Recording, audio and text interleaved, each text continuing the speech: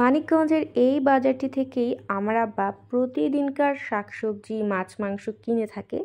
শুধু আমার আব্বা না, আশেপাশের এলাকার যত মানুষ আছে প্রায় বেশিরভাগ মানুষই এই বাজারটিতেই চলে আসে তাদের প্রতিদিনকার শাকসবজি মাছ মাংস নেওয়ার জন্য। এই মুহূর্তে আমরা আছি মানিকগঞ্জের তরা বাজারে।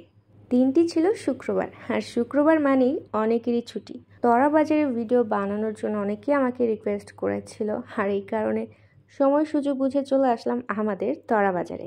তরা বাজার থেকে আমাদের বাসার দূরত্বটা খুব বেশি দূরে না, সহজেই চলে আসা যায়। গ্রামের বাজারগুলোর একটা বিশেষত্ব আছে, সেটা হচ্ছে এইখানকার বেশিরভাগ শাকসবজি গৃহস্থালীর বাড়ি থেকে আসে। বেশিরভাগ মানুষরাই তাদের বাড়িতে এক্সট্রা যে জমিটুকু থাকে সেখানে বেশি করে শাকসবজি উৎপাদন করে, কিছুটা নিজেদের জন্য রেখে দেয়, আর এক্সট্রা যেটুকু থাকে সেটুকু বাজারে নিয়ে আসে বিক্রি করার জন্য। এই কারণে দেখা যায় ওই শাকসবজিতে সারের পরিমাণটা খুব কম থাকে, আবার কোনো কোনো ক্ষেত্রে একদমই থাকে না। এই মুহূর্তে আমার ভিডিওটি কে কোথা থেকে দেখছেন অবশ্যই কিন্তু কমেন্ট করে জানাবেন। বিশেষ করে আমার প্রবাসী ভাই বোনেরা যারা অনেকেই আমার ভিডিও দেখে এবং আমার জন্য অনেক দোয়া করে, আমিও তাদের জন্য মন থেকে দোয়া করি। তারা হচ্ছে আমাদের রেমিটেন্স যোদ্ধা, তাদের জন্য তো অবশ্যই দোয়া করতে হবে এবং তারা যেন ভালো থাকে এই কামনা সবসময় করতে হবে।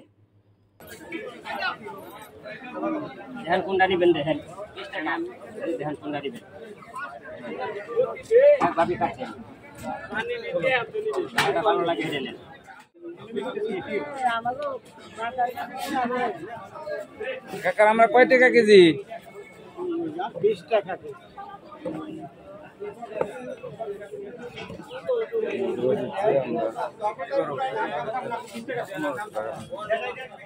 এবার আসি দামের কথায়। দাম মোটামুটি সব জায়গাতে একই রকম, মানিকগঞ্জ শহরেও যেরকম এই গ্রামের বাজারগুলোতেও প্রায় একই রকম। 2-1 টাকা বা 5 টাকা বড় জোর একটু কম বেশি হতে পারে। সব কিছুর ভিড়ে একটা জিনিসের দাম জিজ্ঞাসা করতে আমি কখনোই ভুলি না, সেটা হচ্ছে আলু। তরা বাজারে এসেও আমি আলুর দামটাই জিজ্ঞাসা করেছিলাম এবং আলুর দাম সেই একই 4 টাকা কেজি করে আলু বিক্রি করা হচ্ছে। এই কারণে বাকিগুলোর দাম জিজ্ঞাসা করার দরকার নেই, বুঝে নিন। শহরেও যেরকম গ্রামেও সেরকম। তো ঠিক আছে, এই ছিল আমার তরা বাজারের ভিডিও। কেমন লাগলো ভিডিওটি অবশ্যই কমেন্ট করে জানাবেন। ধন্যবাদ সবাইকে।